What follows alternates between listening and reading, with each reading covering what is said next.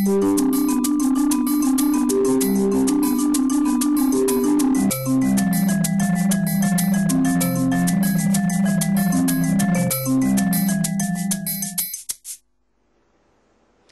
ritrovati ad una nuova puntata di Ore 13 che quest'oggi, come avete potuto vedere, parte con qualche minuto di ritardo perché abbiamo giustamente seguito l'intervento del Presidente Mattarella, che da Belluno ha parlato della montagna devastata e ha ricordato come la popolazione veneta sia davvero un grandissimo esempio per tutta la nazione. Detto questo, oggi siamo ad Ore 13, parliamo di medicina, nello specifico di malattie rare, quelle che si conoscono oggi sono circa 8.000. Non parliamo di pochi malati, ma bensì di milioni di persone in Italia e decine di milioni in tutta Europa.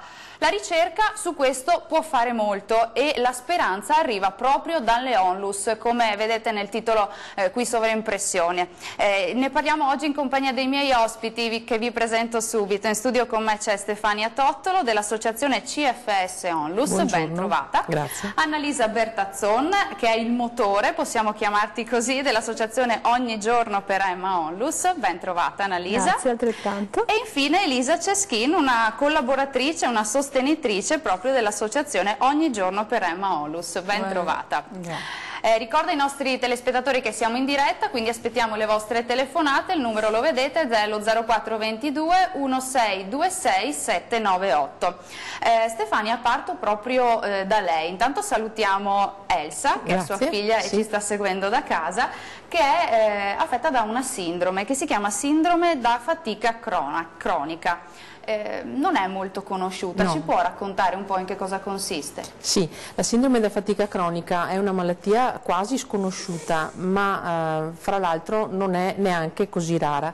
Si stimano 300.000 persone ammalate in Italia, però chissà dove sono praticamente, perché anche i medici stessi non hanno studi che possano aiutarli nel diagnosticare questa malattia.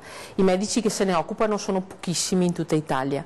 Eppure 300.000 ammalati sono un numero consistente. Sono un numero consistente e sono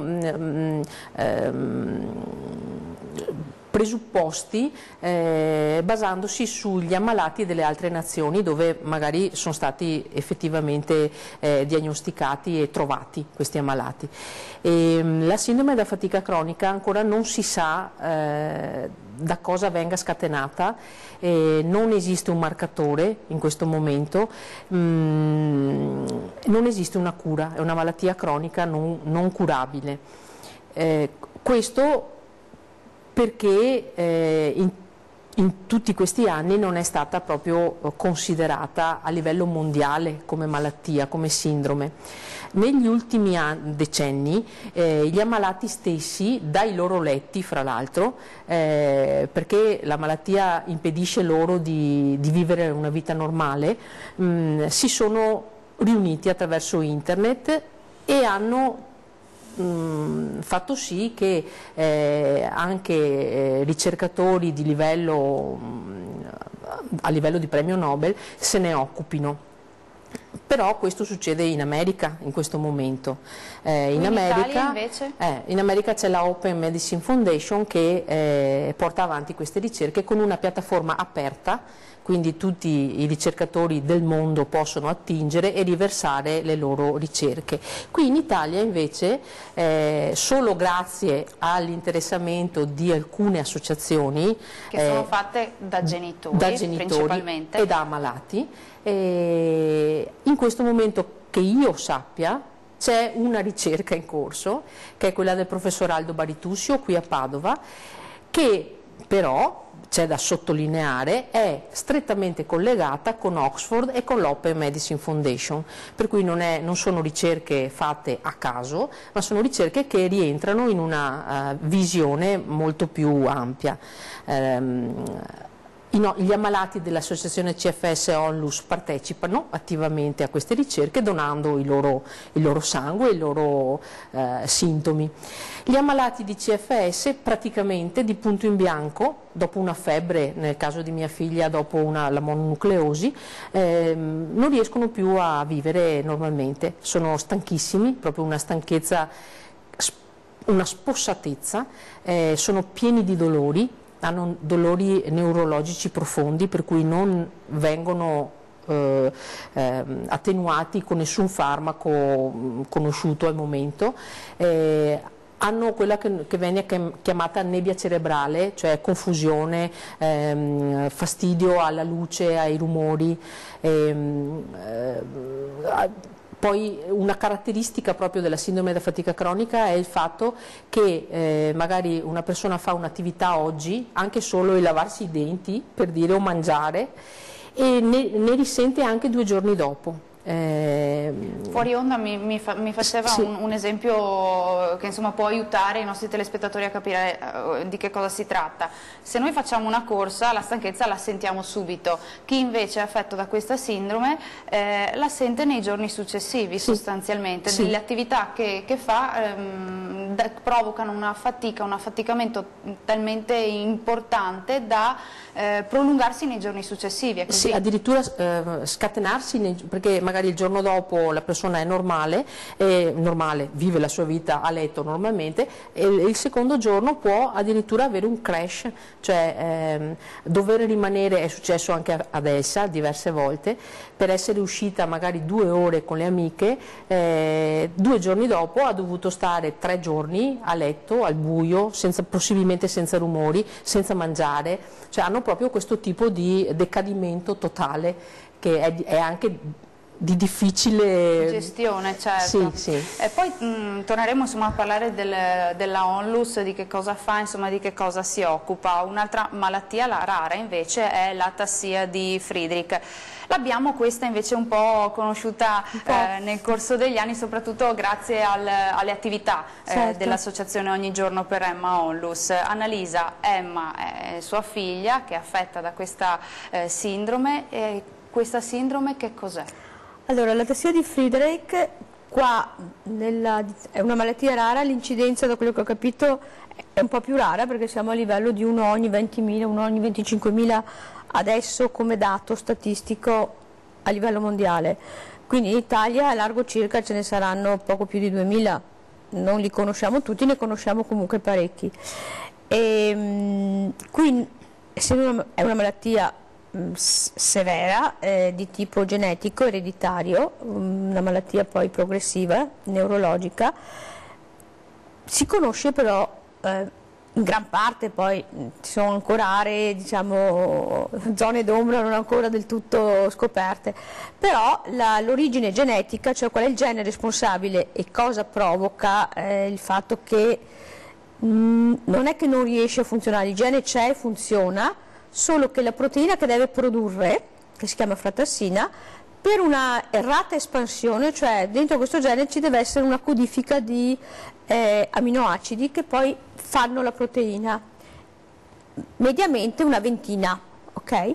Mentre nella persona affetta da atassia ce ne sono 500, 700, 1000, cioè un'espansione, è tanto grande questa cosa dentro al gene, per cui non riesce poi a codificare, a fare quello che deve, cioè questa proteina c'è ma è poca, seppur perfetta, ma non è sufficiente a garantire una qualità di vita normale, per cui ecco le difficoltà prima motorie, poi prende un po' tutte le parti, multisistemica, prende un po' tutte le parti del corpo, quindi dalla perdita della deambulazione alla gestione delle mani, della parola, ai problemi cardiaci e avanti, cioè è progressiva nel tempo.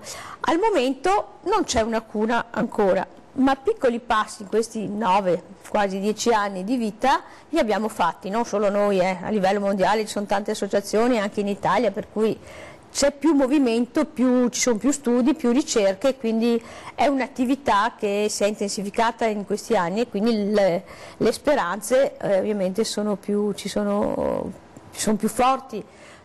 da parte nostra qualcosina siamo partiti da studiarla anche a livello diagnostico, quindi con delle risonanze magnetiche di un certo livello, funzionali di alta qualità, con i macchinari 3 Tesla, che sono in uso solo per studi sperimentali.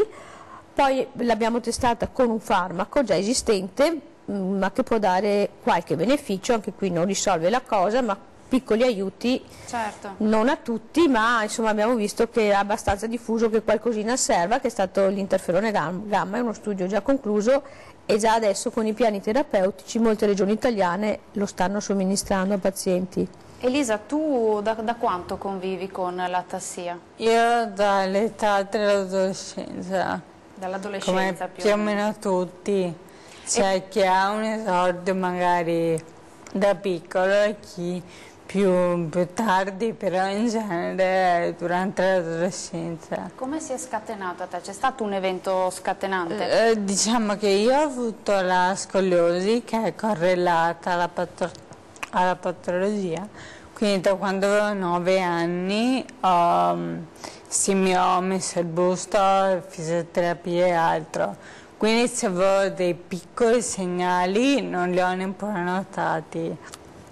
Poi è stata la volta del vaccino dell'epatite B e durante la seconda iniezione ho avuto una febbre alta, un ricovero ospedaliero e poi quando sono tornata a casa ho fatto la visita con la fisiatra e si è accorta che leggermente sbandavo quando camminavo, quindi mi ha mandato dal neurologo il dottor Mattinuzzi, che è stato bravissimo a individuare subito E lì insomma il c'è problema. stata la diagnosi. Questa cosa dei vaccini, sì, non voglio mettere paura o dire che i vaccini non devono essere fatti, però c'è uno studio che dice che i vaccini potrebbero accelerare le malattie neurologiche già esistenti comunque. Certo, sappiamo insomma che c'è anche su questo una disputa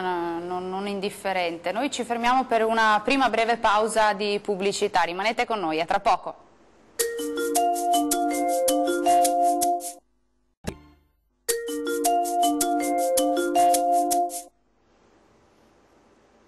Ben ritrovati in studio, ancora in diretta in compagnia di Ore 13. Il tema di quest'oggi sono le malattie rare e soprattutto la speranza che viene proprio dalle ONLUS che sono fatte di genitori, di malati, che quindi operano davvero con grande impegno proprio per far sì che la ricerca possa progredire il più possibile.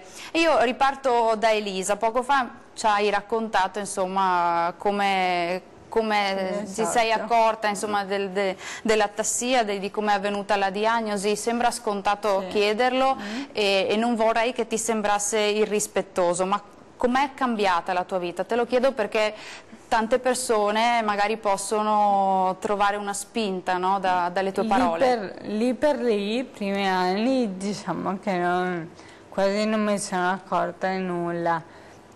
Poi ho cominciato ad avere le prime difficoltà, magari quando andavo in gita, oppure siccome avevo la classe al terzo piano, quindi io cercavo sempre di arrivare in ritardo per fare le scale da sola. Che non ti vedesse nessuno. Anche se potevo usare l'ascensore, però io sono di coccio e non volevo. E poi nei vari anni comunque ho un po' perso, diciamo, le mie funzioni, quindi diciamo mi ricordo il momento in cui ho utilizzato la sedia la prima volta, era per andare a un gran premio, perché io sono appassionata di motori, quindi dovevo andare a Barcellona al MotoGP, quindi mio papà mi ha detto: guarda, io ti accompagno, però o prendi la sedia o stiamo a casa. Ti aveva avvertita? Sì, me l'ha messa un po', diciamo, che dovevo accettare. Papà Gianfranco, no? Sì. E mamma Daniela, che sono fuori dagli studi qua, che ci stanno ascoltando e aspettando. Sì. Diciamo che i motori per me sono stati un salvavita. Anche diciamo. perché fuori onda tu mi dicevi, per me è più facile stare dalla tua parte, quindi fare le domande piuttosto che risponderle, perché tu scrivi di moto. Perché ho l'ansia, quindi intervistare un pilota è più semplice per me. Intanto perché comunque è una famiglia lì, quindi si conoscono tutti, è come fare una chiacchierata normale. E poi appunto essere dalla parte di chi intervista è più semplice. Certo, e appunto dicevamo tu sei una grande appassionata di motori, scrivi di moto, poi qualche volta mi dicevi anche di sci, di Formula 1, insomma lo sport è la tua grande passione. Sì, è velocità. E nel frattempo sostieni anche e collabori con l'associazione Ogni Giorno per Emaus. Che cosa ti dà questa associazione? Diciamo che ho trovato un grande aiuto, perché io nei miei anni comunque si conosceva ancora poco, perché sembra di no, però ho già 32 anni, quindi ho cominciato intorno ai 14 e in quegli anni comunque si conosceva, si parlava poco. E da quando abbiamo conosciuto Annalisa e la famiglia, comunque ci siamo sentiti più uniti, parte di qualcosa, quindi collaborare è bello perché abbiamo tutti lo stesso obiettivo, quindi certo. E infatti Annalisa, l'obiettivo dell'associazione è proprio quella di, in questi 10 anni è stato quello di creare il più possibile opportunità perché la ricerca potesse attivarsi e proseguire, e dobbiamo dire che ci siete anche riusciti. Allora, sì, l'obiettivo principale di avere in mano una cura definitiva no, quello ancora lo stiamo rincorrendo, ma ce la stiamo mettendo tutta. Piccoli tasselli, diciamo, di più che miglioramento, di presa di coscienza, di aiutare nella quotidianità, risolvere magari piccoli problemi del vivere di tutti i giorni. Quello credo è un obiettivo che possiamo dire, non dico per tutti perché poi dipende anche dal livello di gravità, la malattia dall'esordio in avanti a livelli diversi, quindi non per tutti magari si raggiunge lo stesso risultato, però è più facile, più possibile. Questo perché oltre, appunto, dicevo prima, c'è una molecola, un farmaco oggi disponibile che rallenta un po', dà qualche piccolo aiuto, ma soprattutto abbiamo molto investito sull'approccio fisioterapeutico mirato per la patologia, quindi non una fisioterapia tout court, che fa sempre bene per carità, ma specifica per questa patologia dove certe aree vengono più interessate, altre meno, lavorare molto sul respiro, su tante cose, sia per chi ancora deambula, sia per chi non ha più questa, diciamo, possibilità, ma può recuperare nella stazione eretta, nella forza muscolare, in tante cose, perché la pelle del cammino di per sé è una cosa importante, ma se io riesco a fare tante cose o quasi tutte le cose ugualmente, diciamo, mi può dare grandi soddisfazioni lo stesso. Ecco, la metto, insomma, nel senso che non dobbiamo vedere quella come la negatività. Sicuramente non è una cosa positiva, ma se noi ci lavoriamo per avere tante altre autonomie, questo vuol dire che posso fare tanto anche se non magari cammino più. Ma un giorno, se mi mantengo bene fisicamente con tanto aiuto, chissà, lo potrò fare ancora, questo è un tassello che dobbiamo ancora mettere.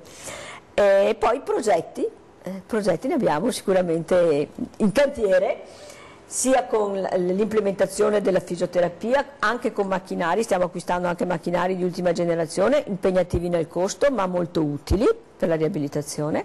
E poi il grande salto, secondo noi, che abbiamo fatto pochi giorni fa, insomma è passato neanche un mese, abbiamo siglato con l'Università di Trento, con il Centro di Biologia Integrata, un protocollo di studio, noi assieme ad un'altra associazione italiana, sempre con una famiglia che ha la figlia affetta da atassia, che è per il sorriso di Ilaria di Montebruno, che sono di Genova.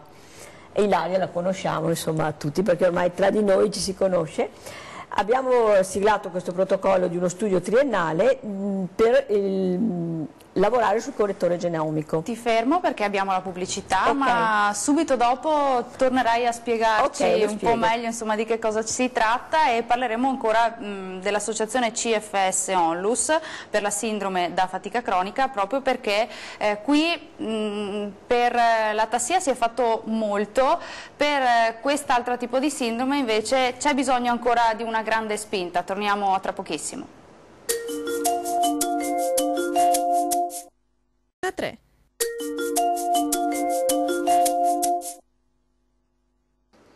Ben ritrovati in studio, ancora in compagnia di Ore 13. Io riparto da Annalisa Bertazzon perché poco fa accennava a un qualcosa che ha avuto una grande risonanza anche a livello nazionale proprio in queste ultime settimane, perché l'Università di Trento ha lanciato una raccolta fondi per il correttore genomico. 345.000 euro sono quelli appunto che serviranno a finanziare proprio una linea di ricerca specifica per l'atassia. E sappiamo che Emma è grande protagonista di questa specifica... Esatto, chiamiamola così. Allora, facendo un breve passo indietro, c'è stata l'anno scorso, nel gennaio 2018, una notizia che ha fatto il giro del mondo, perché ricercatori dell'Ateneo di Trento, guidati da una grande ricercatrice che è la professoressa Anna Ceresetto, hanno annunciato al mondo scientifico che erano riusciti a creare un bisturi genomico. Si parla già da tempo di CRISPR-Cas9, correttori genomici, le forbicine che tagliano il DNA, però con delle incertezze, delle imprecisioni nel taglio, quindi è una grande potenzialità ma che era lì un po' latente, mentre attraverso tutto un processo che non sto qui a spiegare anche perché non lo so molto bene, hanno creato questo bisturi genomico di precisione al 99,9% di precisione esattamente, che potrebbe permettere un avanzamento cruciale nella lotta contro le malattie genetiche e i tumori. Noi quando abbiamo sentito sta notizia, a prescindere che l'Emma era là a Trento che studiava, ma ci siamo fiondati per avere dei contatti, degli incontri, e da lì è nata l'idea di poter studiare su una malattia specifica. Poi saranno due, ce n'è anche un'altra, Cornelia de Lange si chiama la malattia, altrettanto grave, genetica, anche questa molto più rara, per cui ci saranno questi due filoni, due finanziamenti specifici, dove si cercherà di, lavorando con queste molecoline che tagliano e cuciono, di riuscire a correggere il difetto genetico che c'è dentro questo gene, nel nostro caso. Però può aprire strade a tantissime altre patologie. Chissà, un giorno mi piacerebbe tanto potesse aiutare anche quello che ha colpito Elsa. E da lì ovviamente è una notizia, perché siamo su un campo nuovo assolutamente, in gran parte inesplorato, si comincia adesso, e che può portare davvero dei risultati. Ci vuole pazienza, ma qui andiamo su frontiere. Emma ha detto chi meglio di me può studiare quello che ho. Sì, perché lei adesso è studentessa al secondo anno di biologia molecolare, però insomma, attendere, visto che questa è la sua passione, vorrebbe anche lavorarci in questo campo. Speriamo. Ecco, invece per quel che riguarda la sindrome da fatica cronica c'è ancora molto da fare. La Regione Veneto nel 2016 ha riconosciuto questa sindrome, però che cosa manca? Che tasselli mancano ancora? Sì, è stata emanata una legge regionale grazie al lavoro di un'altra associazione e dell'associazione CFS Onlus, però dal 2016 in qua manca l'attuazione di questo decreto. E quindi manca il centro di riferimento. I medici e gli ammalati non hanno un posto a cui rivolgersi, né per avere diagnosi né per i medici per formarsi su questa sindrome. Fra l'altro è della settimana scorsa la votazione all'unanimità nel Consiglio regionale Veneto della proposta di legge statale numero 49 per il riconoscimento nazionale della sindrome da fatica cronica. Quindi speriamo che l'iter non sia troppo lungo e che non si perda nei meandri romani, perché tutti gli ammalati e le loro famiglie aspettano proprio questo riconoscimento, perché da questo riconoscimento potremo dare semplicità all'iter scolastico, per esempio, dei ragazzi. È una problematica molto forte, perché sì. Per esempio Elsa non frequenta da 2 anni la scuola, non ha potuto avere l'insegnamento domiciliare perché la patologia non è riconosciuta, non è dentro all'elenco del Ministero dell'Istruzione, proprio perché non è riconosciuta a livello nazionale, non ha insegnanti di sostegno, quindi lei è una ragazza non frequentante la scuola. Per colpa di chi?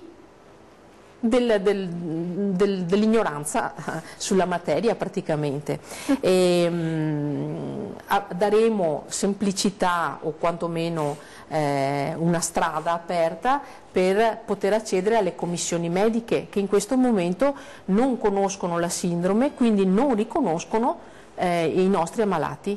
Infatti l'associazione CFS Onlus si batte proprio per fare in modo che il servizio sanitario possa farsi carico di questi ammalati. Sì. Per prima cosa sì, che si faccia carico, perché anche solo per avere la diagnosi gli ammalati devono girovagare per mezza Italia, pagare cifre consistenti, perché quasi tutti i medici che la diagnosticano lavorano privatamente, e solo che noi sappiamo, insomma, i medici, noi abbiamo 3 medici nel nostro comitato scientifico, loro lavorano volontariamente per l'associazione, però abbiamo ammalati anche di altre parti d'Italia e non sanno veramente dove sbattere la testa, quindi c'è bisogno di un riconoscimento nazionale. Al lavoro i nostri ammalati, perché anche da noi ci sono vari gradi naturalmente di malattia, i nostri ammalati giovani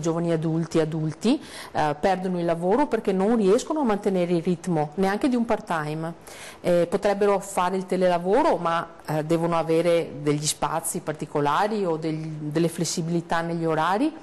E questo come può essere loro concesso se la malattia non è riconosciuta? Certo. Ecco, quindi tutto parte, secondo il nostro punto di vista, dal riconoscimento nazionale della patologia, perché 300.000 casi in Italia non sono 3 e quasi sicuramente una parte grossa di queste persone stanno seguendo delle cure neuropsichiatriche che non servono a nulla. Quindi non sono adeguate. Ti fermo un attimo sì. perché abbiamo una telefonata da casa, sentiamo che cosa ci vogliono dire. Pronto, buongiorno, chi c'è in linea? Sì, sono zio Bruno, di Elisa che sono zio Bruno.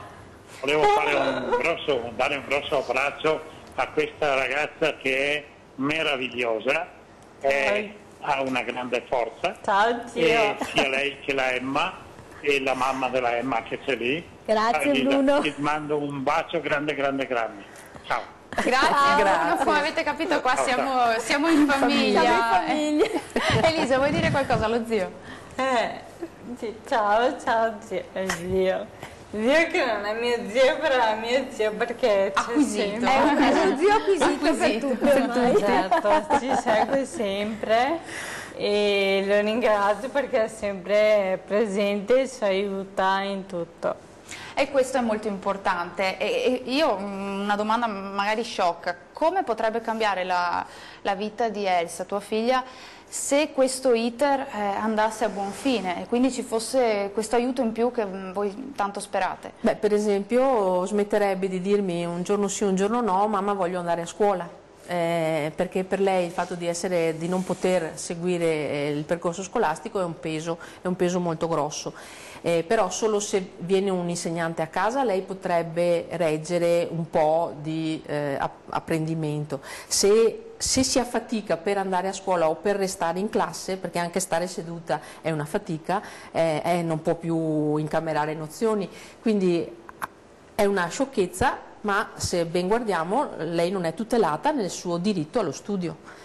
Ed è così per tutti i nostri ammalati, perché la scuola che cosa dice? Ho contatti con mamme di tutta Italia e più di una, compresi noi, la scuola cosa dice? Per noi è un caso, non sappiamo come gestirlo, e ritirate la ragazza e la presentate agli esami di terza media, in questo caso, da privatista. Ma perché noi famiglia dobbiamo prenderci questa responsabilità? Non è giusto. Tra l'altro facendovi carico credo di spese, fra l'altro, di spese insomma, di istruzione. E la scuola è è nella immobilità perché non ha gli strumenti, pur con la buona volontà magari dei professori, non ha gli strumenti per seguire questi casi e sono diversi casi in Veneto e in tutta Italia, quindi veramente noi abbiamo bisogno del riconoscimento nazionale e per la Regione Veneto, visto che siamo qui in televisione, abbiamo bisogno della definizione di un centro di riferimento. Che possa, ecco, essere proprio un punto d'appoggio. Un punto di riferimento. Un punto d'appoggio per voi. Sì. Dicevamo insomma che le ONLUS sono davvero il motore, potremmo dire così, per far sì che appunto queste malattie rare possano essere conosciute, studiate, appoggiate in qualche modo.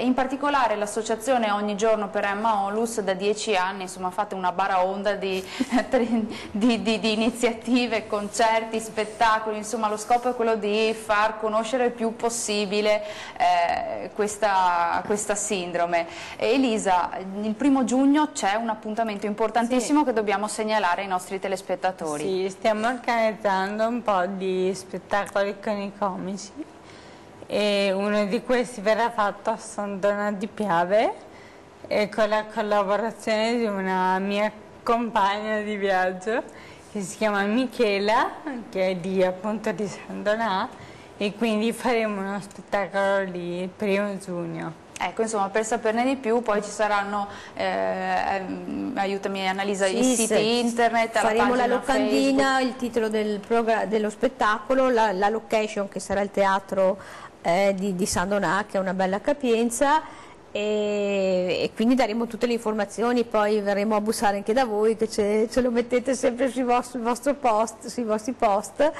E qui una cosa che ci tengo a dire, come Elisa che ha organizzato e continua a organizzare direttamente e indirettamente tante cose, collabora all'organizzazione di tanti eventi nostri, anche Michela adesso si è messa anche lei in moto e oltre ad essere sempre collaborativa alla famiglia ha cominciato proprio perché si sta organizzando tutto lei, i contatti, tutto, cioè è in prima linea, e questo dà forza perché allora non siamo soli, c'è questa grande collaborazione, questa grande unità che effettivamente dà anche uno stimolo a correre di più e a correre sempre meglio. Siamo quasi in chiusura, ricordiamo velocemente un altro importante evento oltre a quello del 1° giugno. Ricordo due veloci, uno dove diamo sempre l'aggiornamento sulla nostra attività, tutto quello che ho detto, facciamo proprio una serata dedicata con i ricercatori presenti e sarà giovedì 11 aprile 2019 a Vascondi Carbonera, che è il nostro paese, presso la sala della parrocchia. E poi un evento che mi hanno appena dato la comunicazione, per cui ho anche la locandina, il 18-19 aprile ci sarà il primo torneo di basket per la ricerca medica, poi ne seguiranno altri e questo è a Lovadina di Spresiano e troverete comunque tutti i riferimenti che verranno caricati a breve sul sito e tanti altri che ne stanno arrivando, perché aiutare la ricerca, la nostra, la loro, la ricerca in generale va aiutata e portata avanti perché serve a tutti. Sì. Stefania, invece per quel che riguarda la sindrome da fatica cronica, qualche sito di riferimento? Sì, noi abbiamo il sito dell'associazione, associazione CFS Onlus, ha anche la pagina Facebook che è aggiornata regolarmente e quindi trovate tutte le notizie. L'associazione nostra è giovane, è nata nel 2016, abbiamo anche bisogno eventualmente di persone che ci danno una mano, soprattutto qui nel Trevigiano, che quindi insomma pochi. diciamo ai nostri telespettatori di farsi avanti. Certo. Siamo in chiusura, io ringrazio Stefania Tottolo, Annalisa Bertazzon ed Elisa Ceschin di essere state con me a ore 13. Grazie anche a voi di averci seguito da casa, vi do appuntamento alla prossima puntata, arrivederci.